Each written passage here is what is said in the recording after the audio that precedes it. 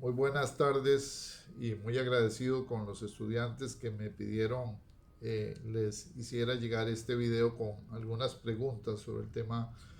de la regulación del arroz, actividad en la cual he tenido una serie de manifestaciones y de incidencia y de apoyo tanto a las autoridades del ministerio como a las distintas partes que componen la industria o la agroindustria en general. Por supuesto, la corporación arrocera con arroz.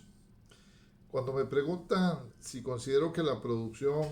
y la agroindustria tienen los niveles de competitividad eh, en Costa Rica para maximizar el beneficio, tenemos que entender que en Costa Rica se produce un pequeño porcentaje del arroz que se consume. En el mejor de los tiempos llegó a ser un 50%. De tal manera que hay hoy pues alrededor de unos 500 productores que producen entre un 35 y un 40% de lo que se consume en el país, y las importaciones permiten abastecer el resto. Eh, la productividad es un tema central. Tenemos grandes corporaciones, grandes empresas, sobre todo en el sector agrícola, algunas de ellas integradas verticalmente, eh, que producen con niveles de productividad muy alto, eh, por lo menos en comparación con los otros actores del país. Estas empresas que están en Guanacaste pueden tener hasta 6 o más toneladas métricas de producción por hectárea, y además están utilizando tecnología de punta, semilla de muy buena calidad, tienen el tema de el acceso al agua, del riego, que es un tema fundamental para controlar, digamos, todos los aspectos del crecimiento del arroz. Y por supuesto, están integradas verticalmente, es decir, realizan desde actividades de investigación y desarrollo en semilla, por supuesto la siembra, la actividad de manejo de la finca, administración del agua acorde con los requerimientos del producto. Hubo un proceso tecnológico de tratamiento de cosecha y post cosecha, y en algunos casos hacen una segunda cosecha que les permite generar un poco más de productividad. Eh, Así que en general lo que podríamos llamar la producción arrocera guanacasteca, la que es bajo riego, es una producción tecnológicamente muy avanzada. Sin embargo, en el país existen otras regiones, tanto en Guanacaste como en la zona sur, en la zona central o inclusive en la zona norte y ahora en la zona atlántica. Hay producción de arroz en condiciones muy distintas, muy diversas, algunas donde el fenómeno del viento o la sequía o la condición de la tierra o inclusive el tipo de productor, la escala de producción, hacen que la productividad sea muy distinta. Podemos tener agricultores con productividad de 3 y medio toneladas métricas por hectárea, con niveles tecnológicos relativamente bajos, con una altísima dependencia de semilla, eh, que no necesariamente es la más productiva. Es decir, tenemos un mundo de la A a la Z en la producción entre esos 500 productores de arroz. No podríamos decir que todos son iguales, y por eso es que hay tanta diversidad en materia, digamos, arrocera. Igual en el caso de las 10 agroindustrias o molinos de arroz que existen en el país, algunos son de un tamaño muy grande y otros son pequeños, realmente agroindustriales del arroz. eh, y en las distintas facetas de comercialización tenemos a grandes actores como Walmart, pero también tenemos a pequeñas organizaciones cooperativas, distribuidores pequeños de pulperías, de almacenes, digamos, al consumidor, de tal manera que el rango en el cual los productores se mueven, los industriales y los comercializadores es muy amplio, lo que significa que no hay una producción de arroz estándar, sino que hay un complejo ecosistema social y productivo en el arroz. ¿Cuáles son, digamos, las medidas proteccionistas? Siempre es bueno decir, bueno, si existen medidas de protección. La primera medida proteccionista es el arancel, ¿verdad? Que ha existido siempre en el caso del arroz y que particularmente con el acuerdo de libre comercio con los Estados Unidos termina ahora en el 2025 de desmantelarse con ese mercado el arancel para el arroz, para la granza y para el arroz pilado que viene de esta región. Pero bueno, el arroz que consumimos los costarricenses es un arroz de una muy buena calidad, una capacidad de cocción muy buena, tiene que estar sueltito, durito, y es un arroz que casi solamente se produce en la parte sur del continente americano, es decir, Argentina, Brasil, Uruguay. Estas regiones son las que nos proveen del arroz que comemos los costarricenses. Cuando se trae arroz de Norteamérica, el problema es que básicamente tenemos un arroz guacho. Es un arroz que es muy difícil de llegar a un buen sistema de cocción. Es un arroz que no cumple, digamos, los requerimientos que las amas de casa, que los costarricenses, que la tradición costarricense tiene con respecto al arroz. Y obviamente en la importación de arroz se puede importar la granza, que es el subproducto a partir del cual se obtiene el arroz, o se puede obtener el arroz pilado final en distintos niveles de calidad, desde digamos el 80-20, 80 entero en grano y 20 quebrado, hasta el 99-9, es decir, 99-1, perdón, que es un 1% de grano quebrado, 99% de grano entero. Las calidades del arroz inciden muchísimo en los precios del arroz y además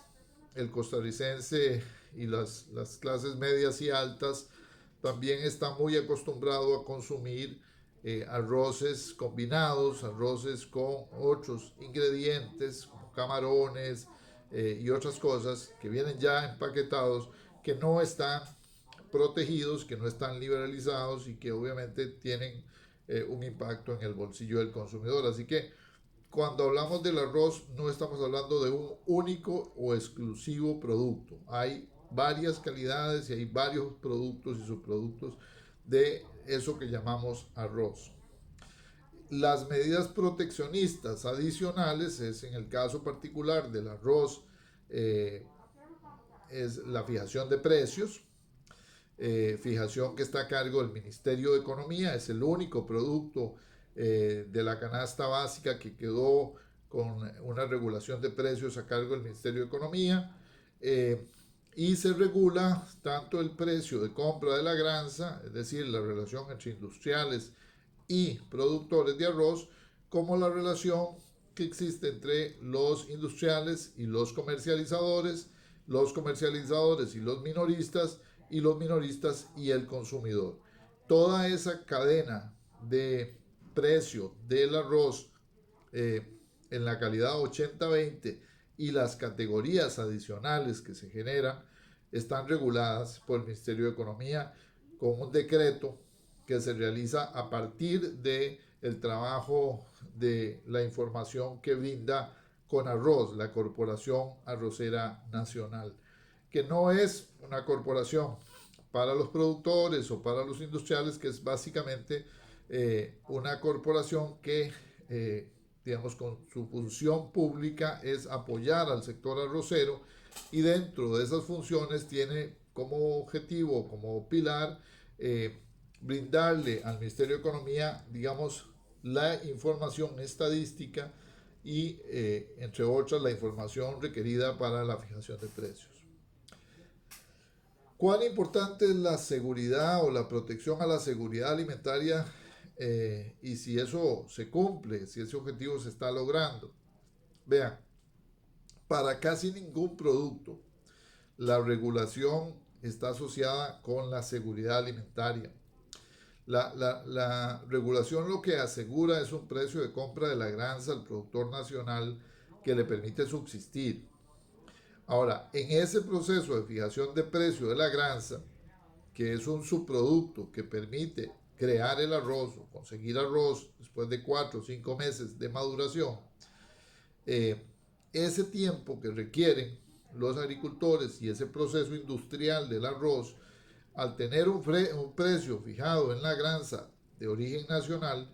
genera, digamos, una cadena de valor que hace que el arroz se tenga que vender a un precio al consumidor final muy alto, porque en una agroindustria que no es competitiva internacionalmente con precios de la granza que son por lo general más altos que los que existen en el mercado internacional, la forma de protegerlo es la medida de compensación, es decir, permitirle a los agroindustriales importar granza de origen internacional con aranceles baratos y con un mecanismo de fijación de precios se hace un mix que permite que el precio de la granza nacional más caro se compense con el precio importado de granza más barato y el precio final del industrial y del consumidor es más barato del que sería solamente vender la granza nacional al precio que daría una vez pasado la cadena de valor de todos los actores que están en este complejo mundo del arroz. Ese es el mecanismo regulatorio. El mecanismo regulatorio es un precio mix que permite al industrial compensar los costos de comprar caro en el mercado nacional granza del agricultor costarricense y obviamente permite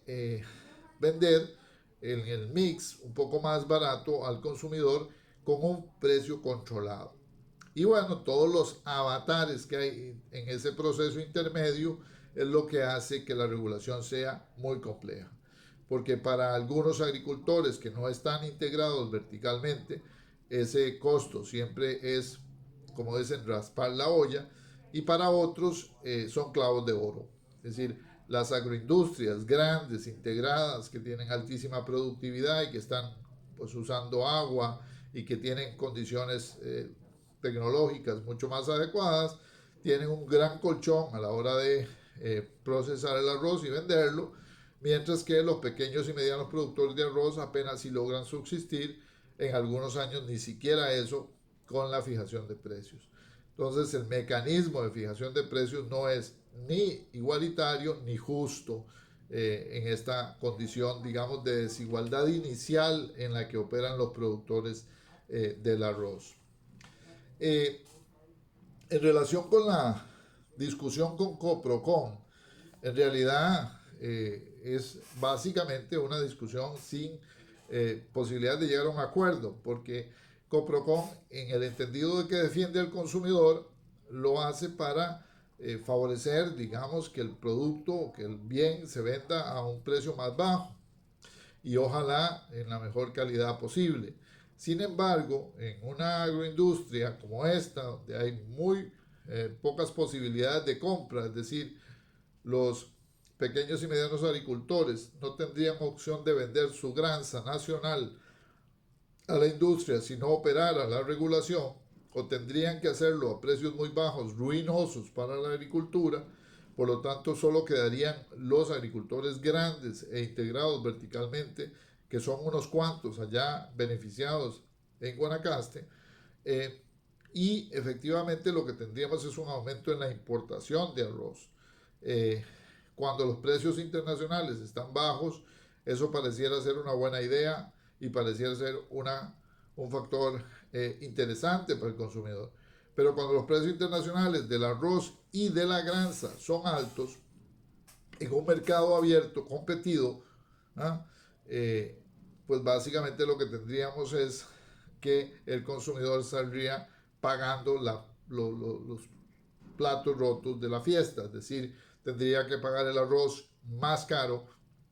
cuando hay un mercado internacional como en el momento de pandemia, donde es difícil importar arroz, donde es más caro importar arroz, donde no hay las condiciones para tener el producto en el mercado. Y efectivamente tendríamos también un deterioro en las zonas rurales donde se produce el arroz, porque ya de por sí afectadas por la pandemia tendríamos más desempleo y menores condiciones de oportunidades para esas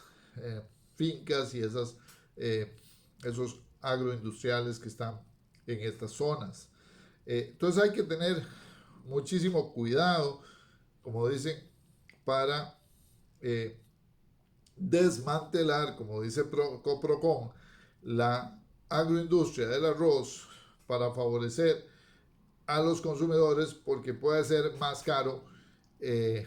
digamos, el tratamiento o la medicina puede salir más cara que la enfermedad misma que se pretende curar con este mecanismo. Claro que sí, hay obviamente efectos socioeconómicos, hay desplazamiento de magnitudes significativas de recursos de un sector a otro a través de la exoneración por las cuotas de importación. Obviamente hay una pérdida del Estado que pierde los aranceles y ese mecanismo de perder los aranceles se traslada en una renta que se distribuye parcialmente a los agricultores y parcialmente a los consumidores a través del precio. Es decir, tenemos una especie de acuerdo mixto que traslada una parte de lo que deja de percibir el Estado a los agricultores directamente para que puedan sobrevivir, y otra parte se traslada al consumidor con un precio más bajo. El gran dilema es que existen, obviamente, 3 o 4 agroindustrias integradas verticalmente con agricultores que no necesitan esa transferencia y que la están recibiendo, digamos, con mucho aprecio, sin mayor problema. Pero a cambio también existen 450 agricultores del otro lado que sí la necesitan para subsistir, y obviamente necesitamos que haya granza para tener por lo menos la seguridad de que un 40 o un 45% del arroz se produce en el país. Entonces es muy delicado cuando hablamos de quién gana y quién pierde, porque no es simplemente un asunto de suma cero. ¿eh? Efectivamente, y contestando la pregunta número 7, efectivamente, pues si yo tuviese algún día o estuviese, digamos, en esa contrafactual situación de ser autoridad en el mundo del arroz, efectivamente cambiaría la regulación por una regulación basada en productividad. Algo que ya oferté hace algunos meses atrás a la Corporación Arrocera Nacional es un modelo de regulación de precios que corrija los factores de productividad y que entregue a los arroceros un, digamos, para decirlo así, un subsidio de manera discriminatorio en positivo. Es decir, que aquellos que tengan menores niveles de productividad reciban un porcentaje mayor para compensar esa pérdida de productividad, pero que se dinamice y se cree un fondo que permita que la semilla se pueda desarrollar, se pueda fortalecer la condición de riego en las zonas donde sea posible y atender la profesionalización e integración en empresas a los arroceros más pequeños para que puedan consolidar producción y tener escalas mucho más técnicamente eficientes. Ese proceso lleva necesariamente a el uso de la renta del arroz, es decir, del espacio donde el arancel es más alto, asignado discrecionalmente de manera distinta, donde las grandes arroceras integradas reciban cada día menos porque se les castigue por tener obviamente niveles de productividad más altos, y eso favorece que tengan un precio relativamente más bajo, digamos, en términos de el equilibrio de precio-cantidad en el mercado, y que sean esencialmente las pequeñas y medianas productoras de arroz y las agroindustrias pequeñas que le compran a esos arroceros de zonas de secano y de regiones menos competitivas, los que reciban, digamos, este mecanismo de subsidio a la productividad contra un rendimiento mayor cada vez y cada año, es decir, contra una apuesta a aumentar la productividad en las regiones de menor productividad. Es una especie de programa de política productiva que le permitiría al pequeño agricultor ser competitivo en un periodo de una década y que permitiría, eso sí, apoyar al consumidor porque cada vez más se liberaliza el mercado y cada día más el arroz es, digamos, un producto que estará más en función, digamos, de la dinámica del mercado. Eso sí, yo creo, como ciudadano, que es necesario proteger un espacio de la seguridad alimentaria y que si bien no podemos producir hoy en día la totalidad del arroz, nos es importante tener un ecosistema de producción agroindustrial en arroz y en otros granos sostenible en el tiempo, y que nos defienda ante situaciones y vulnerabilidades del mercado internacional como hemos tenido en los últimos años. Muchísimas gracias.